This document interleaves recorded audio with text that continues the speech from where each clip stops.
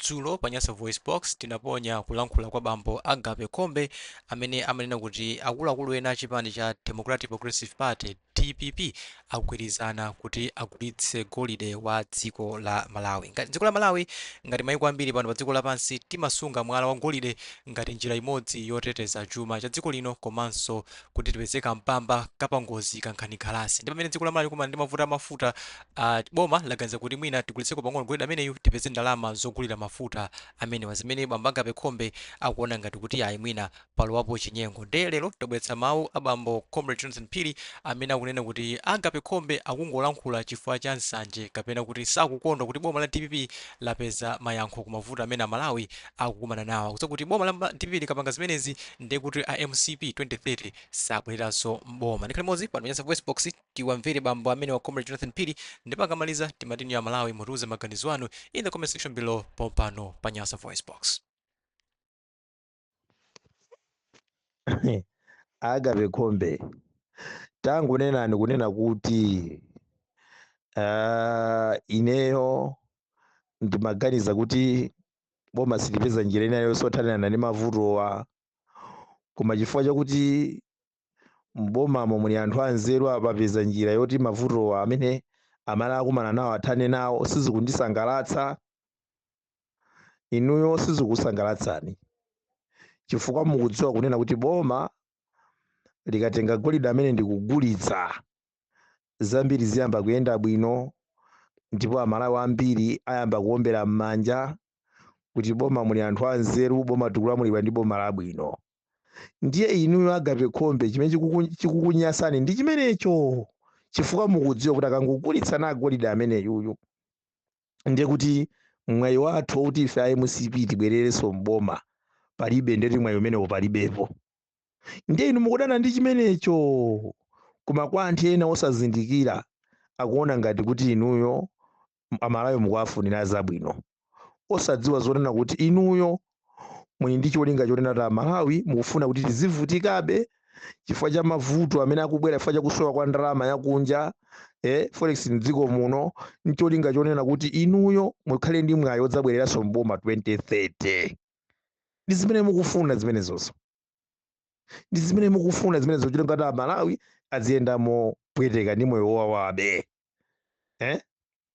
komatu Amalawi akudziwa kuti mavuto amene akumana nawo pano akusowa kwa ndalama yakunja dziko muno akudziwa kuti ndalama zimene zakunjazi zinabedwa ndi inu nomwe azisogoleri a chipani cha Malawi Congress Party chipani chanu chikulamulira akudziwa ndalama zimene zimachita kuzigawana mwachita kuba mwampikisano ndalama zimene zikugawana ndalama kuba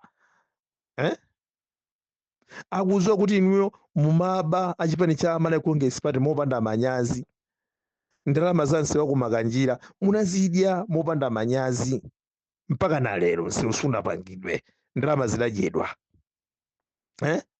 so ndi zambiri zimene matenga ndalama forex mdziko muno kutenga ndalama izo makabanka maiko akunja mabanka akunja lero abwera anzanuwa akusowa sono mtengo wogwera. Ndiye lero akunena kuti mavuto amene alipowa titenge kanthu kamene tili nako kankusiyana kuti tikaputenso ngongole chifukwa akudziwa kunena kuti mmene machoka inu mwasiya ngongole za nyo Malawi muno ngongole osati za masewera ya ngongole zochititsa mantha ngongole. Lero boma lija likupanga njira kumawika njira kuti zitolera misonkho mwa anthu amabizinesi ma civil servant izitolera misonkho mwa anthu amene wacholinga chonena kuti ndalama zijakatolera zokwe azikwanisa kubweza ngongole zina zikumayendetsera dziko lino. Lero nomwenda amene muli pasogolo misonkho yachuluka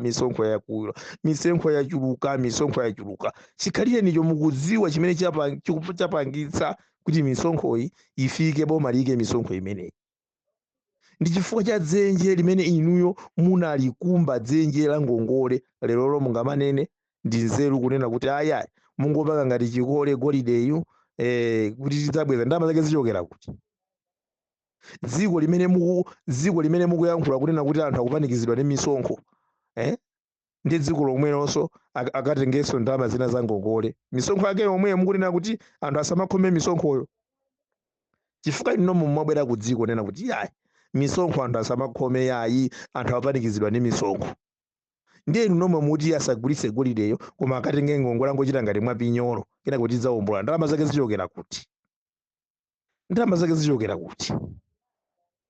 Ife tikunena kuti agulitse golide, kangochuka cha mtundu wanji, si maluwa atu golideyo, si maluwa golideyo iyayi kuti basi azingokhala kumene ku reserve bank koma ngomuyang'ana, ayi si maluwa.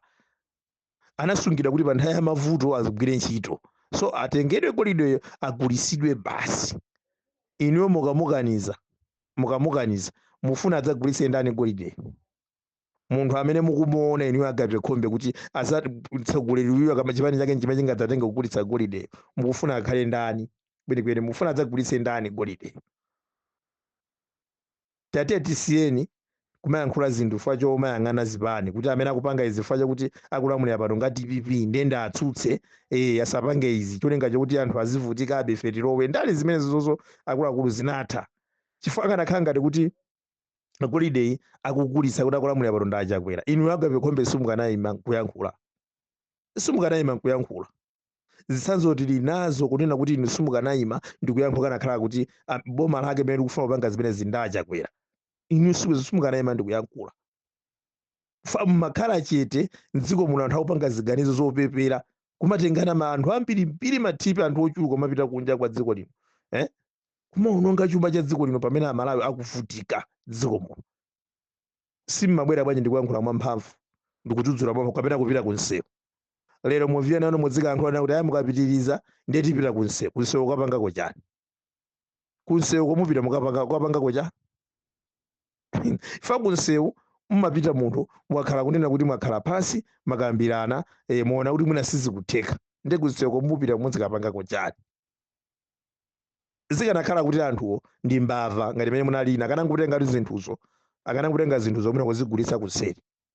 Koma ngati akubwera kuluza dziko kuti panopo ndi mmene zilili, timaona ngati lowe kunkhokweku tigulitse ndi mmene zinthuzi zina sizikuyenda bwino, chifukwa chakuti ndalama yakonja tilibe. Forex mdziko muno mulibemo, forex mdziko muno mulibe. Ndiye tipange bwanji? Timaona kuti tipange izi kuti mdziko muno mafuta asamasowe, kuti mdziko muno zambiri katundu wina wambiri wakunja amene anthu mafuna kuti asamavute. Ndiye pamene popo anthu mukuona kuti ndi chinthu cha nzeru kuti munthu angamabwere ndi kutsutsa kunena kuti iyayi zinthu za dziko latete ziyankhulani ngati zinthu zothandiza anthu dziko.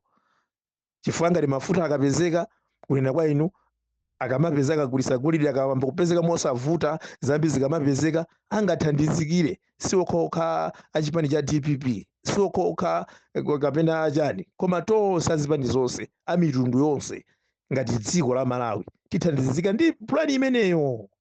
Mutamabwera ndi kuyankhula kuti miyala ija magulitsa koma mdziko muno taona zinthu zikuvutabe mpaka napano, zikhala zinthu zomveka kwa anthu kunena kuti Agape Khombe akuyankhula zinthu za nzeru, koma pa nthawi iyi mukakaniza pamene zinthuzo zinagulidwa ndi maluwa ongoonetsera kuti reserve bank iko.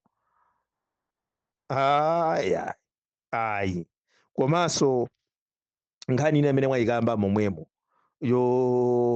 yonena kuti aya ino munagulitsa Malawi Service Bank, munagulitsa banki ya Malawi. Banki imene inagulitsidwa ndi zifukwa. Banki ya Malawi Service Bank inagulitsidwa chifukwa chokunena kuti inali njira imodzi imene anthu andale amapita kumakatengako ndalama mwakatanga mwakuba kumeneko. Inali ngati banki imene inali njira imodzi yosololera ndalama, ndikumatuka ndalama kamaka anthu andale. Ndiye chiganizo chimene chinabwera chiganizo chimenechi pofuna kutseka una umene umatulukira ndalama misonkho ya Malawi m'dziko muno.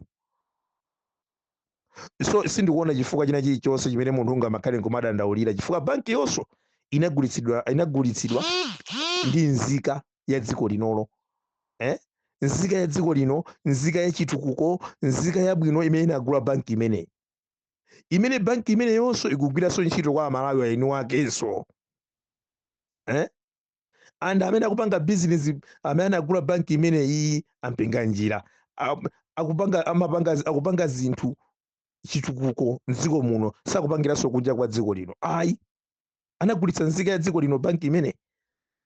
Munalibe chipatala cha khansa mdziko muno, chipatala cha khansa chamangidwa kupyolera mwa ampinga njira.